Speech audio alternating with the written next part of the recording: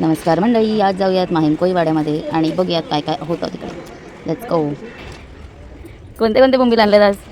मच्छी. बोंबील आहे, कोळंबी आहे, शिवले आहेत, चिंबोरी आहे, रावस आहे, पापलेट आहेत, सुरमई आहे. हो, हे तर बघितलंच नाही. खेकडे आहेत गाईस.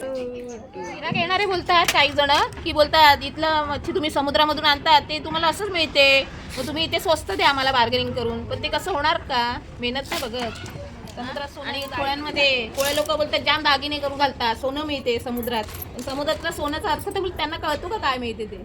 आणि मेहनत किती असते तिथे. खायला जेवण कसं, इथे ताट घेणार तर त्याचं पाणी आलं की ताट घेतला जातो, हे नाही तुम्हाला दिसणार. गाईस, तुम्हाला समजलंच असेल किती मेहनत असते ह्याच्या पाठी. Being Koli is not easy. कालवणाची आहे ती फ्रायची आहे आणि तिथे ते शिवल्या होतात साफ, ते शिवल्या आम्ही सुक्क बनवतो, शिवल्याचं सुक्क. ओके.